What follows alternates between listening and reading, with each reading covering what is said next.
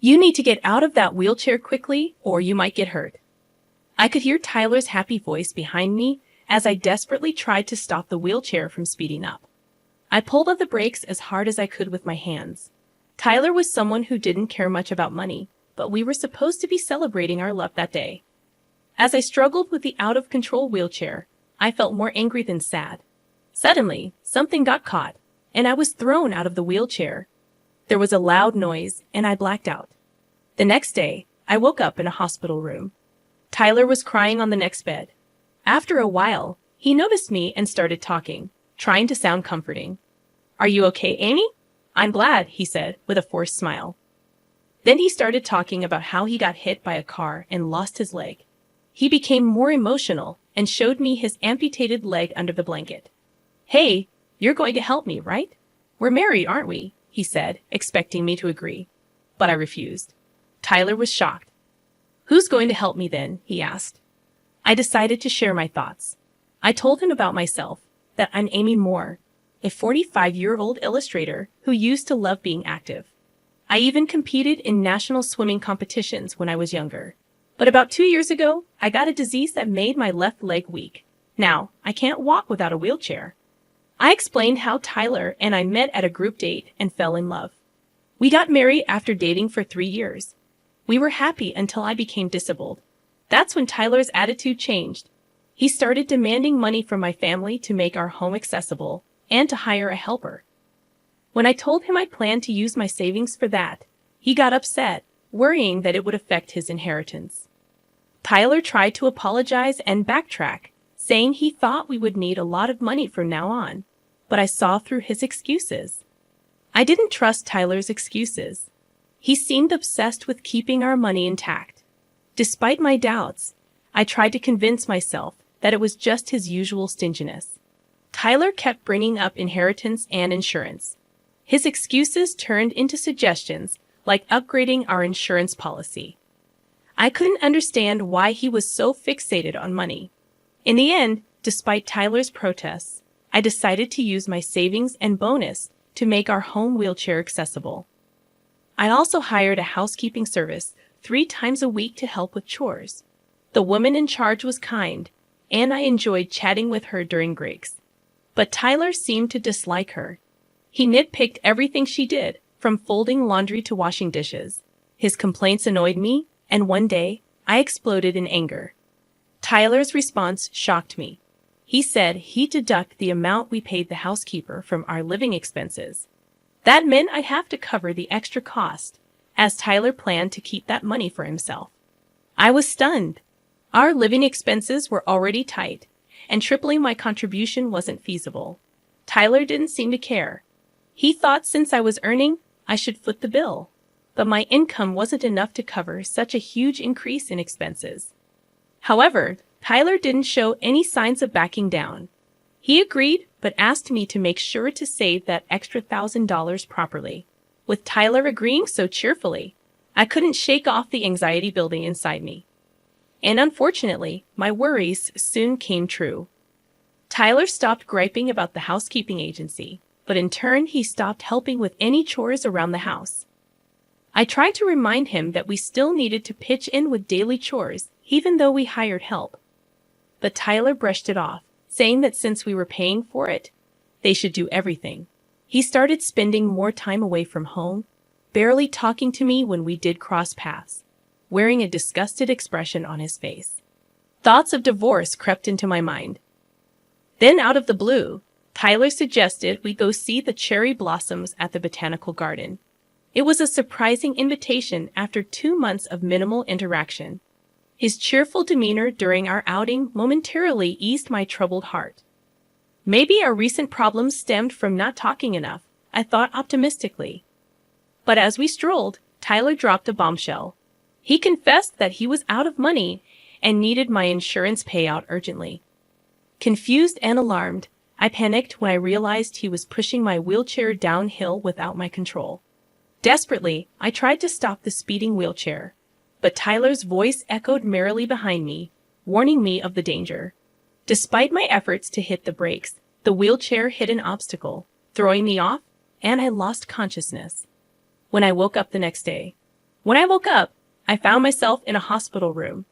Tyler was beside me on the next bed, crying. After noticing I was awake, he spoke to me with a pleading smile. Amy, you're safe. I'm glad. I was hit by a car. My leg.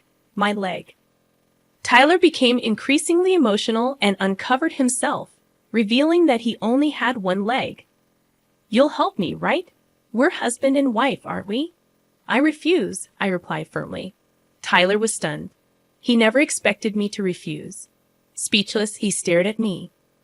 Why would I help someone who pushed me down a hill just to get insurance money? It was a moment of madness. I regret it. Saying sorry won't fix everything. If you were supposed to save $1,000 a month for me, what happened to that? I am doing that, Tyler stammered. Oh, really? Then you can pay for this hospital stay with that money. Tyler panicked because his bank account was almost empty. I knew this because I managed our finances and kept track of our bank accounts. I discovered that instead of saving money, Tyler was sending it to another woman. I hired a detective and found out Tyler had cheated on me and had a child with his affair partner. The money was going to his affair partner as child support for his kid, 4 years old. Cute age, huh? Have you been visiting her? How long have you known? A month now, I revealed. Tyler was shocked. Then I dropped another bomb on him. Really? I was shocked because you're paying child support for someone else's child. Tyler looked confused because he believed the child was his own. I couldn't help but laugh. What the hell are you talking about? That kid is truly mine, Tyler said angrily.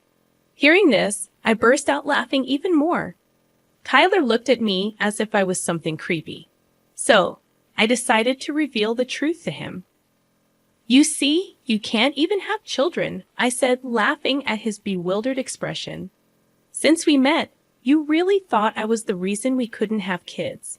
Well, I was considerate and didn't tell you, but your father knows. It's a lie, Tyler said, his face drained of color. In reality, we had been trying infertility treatments for about 3 years since we got married. Tyler reluctantly took the test, and it turned out the issue was with him. But after discussing with my father-in-law, we decided not to tell Tyler. My father-in-law believed Tyler, who was emotionally fragile, wouldn't handle the news well. After explaining all this, Tyler suddenly called someone on his phone. Hey, you had an affair, didn't you? The kid isn't mine, is it? Tyler yelled into the phone. I realized he was talking to his affair partner. They argued back and forth, but it seemed Tyler was getting nowhere. At that moment, I couldn't help but laugh when I heard Tyler accuse her of having an affair too. Ignoring Tyler's heated conversation, I brought the discussion back to us. Remember signing the papers when we decided to save that $1,000 you spent? I asked.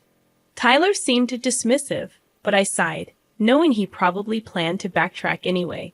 I showed him a photo on my phone. It's written here that in the event of misuse, divorce, and the entire amount spent up to the discovered month will be paid to the wife, Amy. It's properly checked, and there's a signature too, right? It's even notarized. Tyler looked frustrated, then turned to me with desperate eyes. Please, Amy, I was just possessed. Please don't say divorce, okay? Besides, I can't pay such a large amount.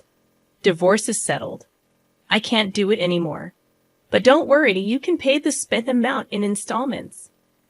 Seeing him like that, with a face like he was the victim, I couldn't help but feel a mix of emotions. I sighed and called out to the figure hiding at the entrance of the hospital room. Please come in, Dad. As his father-in-law entered, Tyler shouted, but his father-in-law's face was red with anger. This is the end of our relationship. What are you talking about? Tyler asked, confused. His father-in-law came over to me, apologizing. I'm truly sorry. I won't ask for forgiveness, and it's fine if you don't. Please file a complaint. I'm just glad Amy is safe. Thank you. I could see tears streaming down his face, and I glared at Tyler, knowing he was the reason for making my beloved father-in-law feel this way. Don't you feel anything seeing this? It's your fault. Always spending money, earning more than me, and your rich family is stingy. I don't know why I married you. So you were after the money too? I said, feeling like all our beautiful memories had been tainted. My voice was the lowest it had ever been. Tyler looked surprised, and I forced a smile. Marrying for money, and then having to pay it back in the end. Huh, shut up. I'm not paying. Too bad. Payment is a done deal, my father-in-law said sternly to Tyler, who went pale and started shaking. Just then, a middle-aged doctor in a white coat entered, interrupting the tense atmosphere. He handed me a document. Is there a reason you're not receiving treatment for your leg? He asked. Confused, I looked at Tyler, who avoided my gaze. If you'd have surgery on your leg, you'll be able to move again. Didn't you hear that when you were diagnosed before? The doctor continued. I didn't hear, I said, looking at Tyler, who remained silent. Realizing something was wrong, I turned to the doctor. Could you please tell me the diagnosis directly? I didn't hear it at the time. The doctor explained that my illness was temporary paralysis caused by a herniated disc, and with rehabilitation, I would be able to walk again. Tears welled up in my eyes. I had trusted Tyler's lies about my condition, but now I knew the truth. There's not a shred of affection left. Tyler, what's going on? Say something. My father-in-law yelled, but Tyler just cried, overwhelmed by everything. And in that moment, I realized that if I were free from Tyler, I could truly roam the world again. I'm always left behind. If she's in a wheelchair, she will always stay home and won't have more fun than me, right? So what? Your selfish jealousy has forced me to live in a wheelchair for 2 years, knowing I could have surgery to eliminate the pain and paralysis. And you kept silent. That's the worst. At my words, Tyler hangs his head in exhaustion. I look at him with cold eyes, and both the doctor and my father-in-law seem angry at Tyler for selfishly denying me my chance for treatment.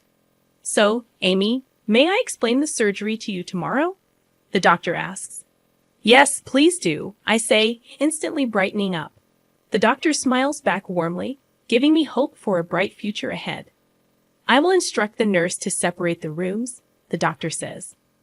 No, I don't want to be separated from Amy, Tyler loudly refuses, but the doctor ignores him and leaves the room. Amy, you're not really gonna divorce me, right? I'm an amputee, remember. I know I was wrong to keep quiet, but think about our current situation, Tyler pleads. Despite my father-in-law yelling at Tyler for his selfishness, he stands his ground. After about 10 minutes of silence, I reluctantly speak up. Then I'm gonna work, and you'll handle the chores. If you ask for a service, you'll pay for it. Oh, and I'll deduct that amount from the living expenses. Tyler protests, saying he can't live like that, but I point out that's exactly what he said to me. Finally noticing, Tyler's face turns pale as he freezes in place. Realizing the gravity of his words, my father-in-law's face also turns pale. It must have been a shock to learn that his son had said such terrible things to his wife. Well, let's talk through lawyers from now on, and about the compensation too, I say, ready to move forward.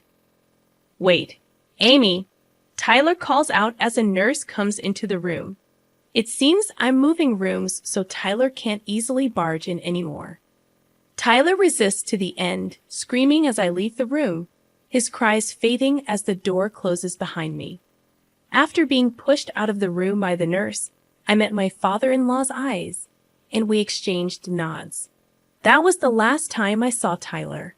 A few months later, I received divorce papers from him through a lawyer, and the divorce was successfully finalized. I heard that Tyler was quite disheartened and is now living under the strict supervision of my father-in-law. Although he managed to keep his clerical job, it seems that news of the divorce leaked, and his colleagues, who were initially concerned about his injury, now look at him coldly. Tyler brought this upon himself, but I heard him lamenting about being harassed by his colleagues. I couldn't help but bitterly smile, realizing he hasn't changed a bit. Despite the divorce, I still meet my father-in-law occasionally. Initially, he seemed apologetic, but recently he's getting back to his usual self. Upon investigation, it was revealed that Tyler's affair partner was married and had been married to the real father of her child. I sent evidence of the affair and child support transfers to her husband, which caused a huge dispute and eventually led to their divorce. Although I received a resentful letter at the lawyer's office, I ignored it. Meanwhile, I underwent surgery immediately after the divorce and spent about 6 months in the hospital for physical therapy. Thanks to my father-in-law's arrangements, I could continue working while staying in a private room. After being discharged, ongoing physical therapy and regular checkups helped me regain mobility, and now I can walk with a cane. Recently, I've been taking walks around the house. I even exchanged contact information with someone I met during these walks and promised to go for a meal. He's a very kind person who helped me when I stumbled and fell over a rock. These days, the exhilarating feeling of a new spring fills me with excitement, and I feel unstoppable.